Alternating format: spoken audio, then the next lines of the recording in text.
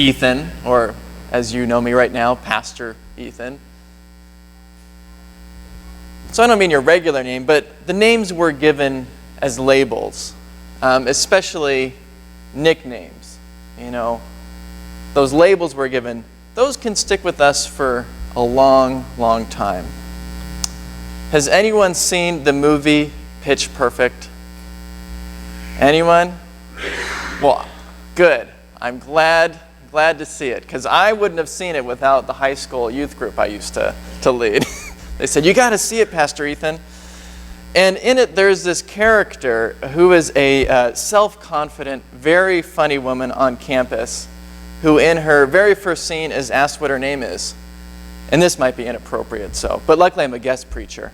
But her response, they said, "Well, what's your name?" She said, "Well, my name's Fat Amy." To which the girls asked, "You call yourself Fat Amy?" And she said, "Yeah, that way you skinny girls won't call me that behind my back." It's both a funny scene in the movie and one that kind of identifies a truth in our world.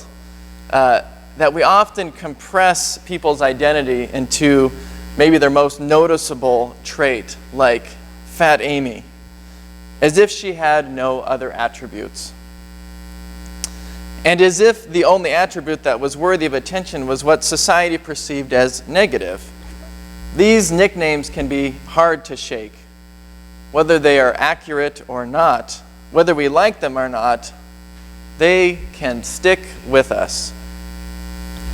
If you recall in last week's reading, there was a man that we encountered, Legion, right? That was last week's reading? All right.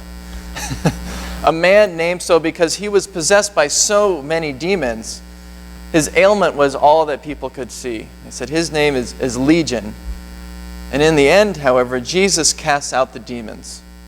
And this man's life is restored. He's no longer known as Legion. He is known as the man who is clothed and in his right mind. Have to say, it'd be pretty hard not to be known as the naked guy named Legion if you didn't wear any clothes. And then in our reading this week, we meet a woman who is given no name. We only know her nickname. Her nickname was a woman who had been bleeding for 12 years. So, okay, you might be saying, that's a pretty long nickname, Ethan. And it is. It's not a very short nickname, but the concept is the same, right? She's described by her ailment. For one, she is sick and she's in pain, but the type of bleeding she's experiencing would have made her unable to have children. And because of this particular type of bleeding, she would have been ritually unclean. And because of that, she would have been unable to participate in society. Her nickname describes her situation. She's alone, she's an outcast, she's in pain, and she's so desperate for healing that she's willing to risk the chance that if she just touches Jesus' cloak, she'll be restored to health. And what happens? She's right. And she can tell immediately that something is different. And Jesus tells immediately that something is different. Some power that was in him had transferred to her. Jesus asks, "Who touched me?" Which seemed like a ridiculous question to the disciples because they said, "You're kind of being mobbed here. There's a lot of people who are touching you." But the woman knew. And she came forward in fear and trembling, telling her whole story of who she was. She was labeled as the outcast. She was alone in pain. She was a nobody. She had no name. But Jesus gave her a new name. He calls her daughter. Daughter. So she's no longer an outcast, but part of a family. He says she's healed. No longer suffering from her illness, no longer in pain, no longer an outcast. And he calls her a woman of faith. Not a nobody, but somebody. He says, your faith has made you well. Go in peace. In a moment, her name is changed from outcast to belonging, from sick to well, from desperate to full of belief. She is healed by the names Jesus gives her. The power of names can be positive when we label people with positive attributes that we identify as good. You know, they're a good group of people. He's a nice guy. She's a caring mother. They can sum up what we think of people quickly, which is not entirely bad, is it? And they can often be used to identify someone as one of us when we are talking within the church, perhaps. She's a faithful Christian.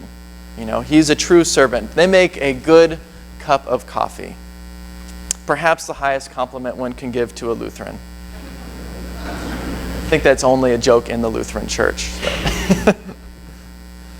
But these names that we give, though descriptive and sometimes, accurate, tend to flatten a person's existence into one attribute. Often that attribute is neither negative nor positive in itself, but it serves to label them as different than us. It objectifies and simplifies the person, whether it's on religious or ethnic or socioeconomic lines. We use them to objectify people and lump them into one category, right? White, black, Muslim, Christian. Not inaccurate, but can be used to just say they're different. The tragedy of Charleston has continued to be in my thoughts this week as I thought about how and why we remain so separated in our living spaces and our worship spaces and our society. And how in this day and age we still have such hatred that led to unspeakable violence. I think it's natural for us as humans to gather with those who are like us. We're friends with people we work with or have similar hobbies or share some cultural bond. We socialize with people in our age group or stage in life or education. We are social creatures, and we like to hang out with people who are like ourselves, who share our values and our way of life. It makes us feel like we belong. And to this, that's not a bad thing in itself at all. And so we gather with those who seem to be like us closely. And it's only natural to categorize and generalize those who are different than us from those who are like us. The names themselves might not be intentionally bad, but they do serve to create a convenient border between us and them, taking the uniqueness and individuality of a person and lumping them into a convenient group. What we see Jesus doing is the exact opposite. He's constantly crossing borders, isn't he? He is constantly challenging the barriers that society has set up between us and them. He brings the outcast in. He makes the sick well. He seems unencumbered by the names we give each other and instead gives us all new names of belonging. Daughter, son, child of God. And we are healed by the names Jesus gives us. And we heal others when we see them as the names Jesus gives them. The tragedy of Charleston has pointed out where our country continues to need healing. Not just about racism, but about how we bridge the gap from us and them. How we move from seeing those as different than us as children of God too.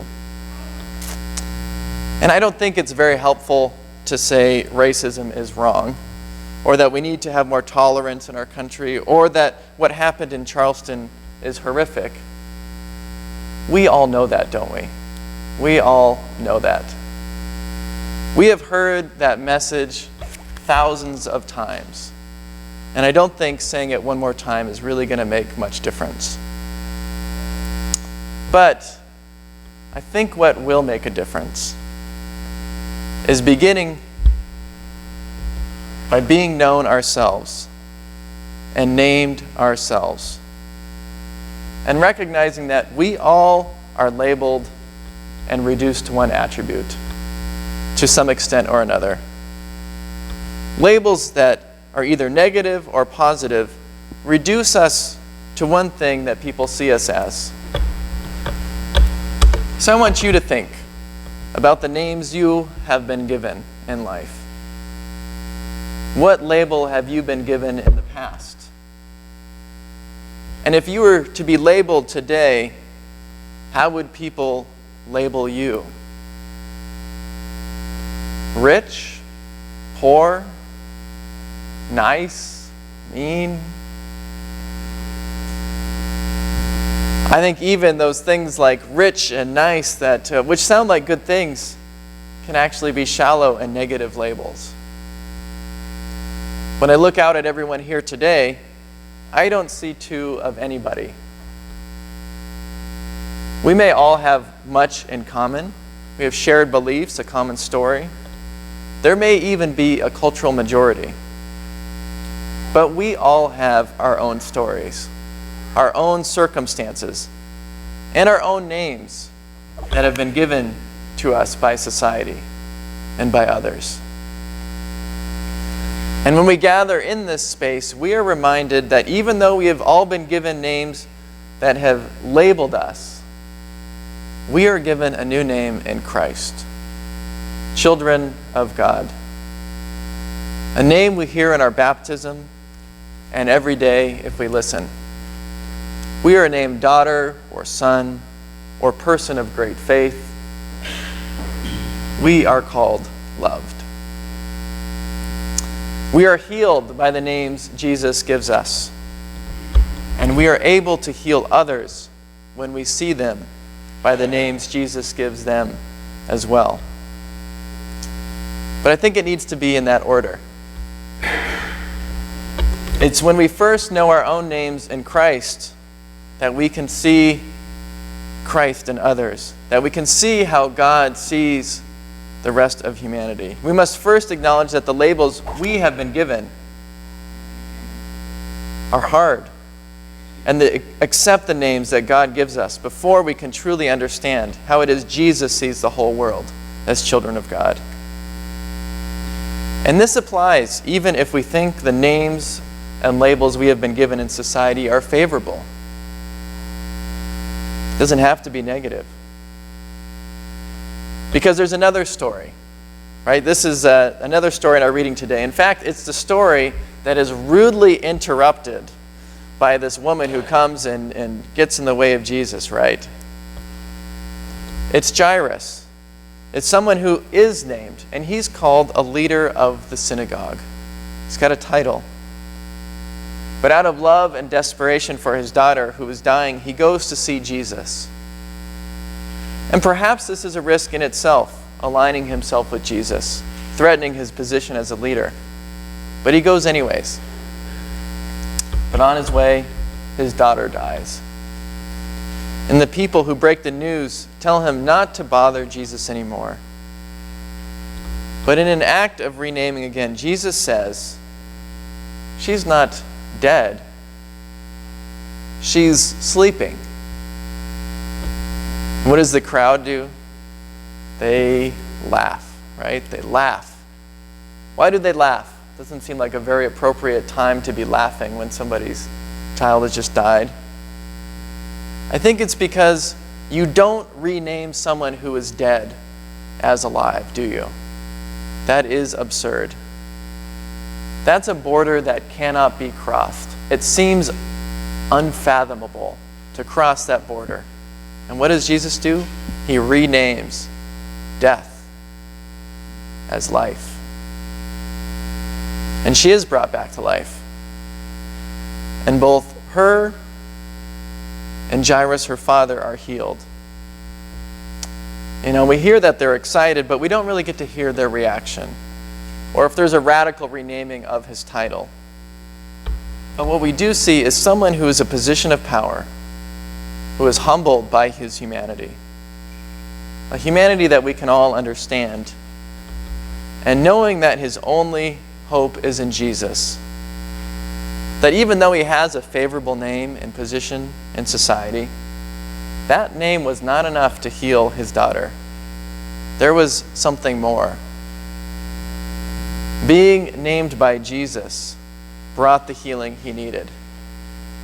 One loved by God is his most important name, because it was one loved by God whose daughter was healed. So, what names have you been given in your life? What names would somebody give you today?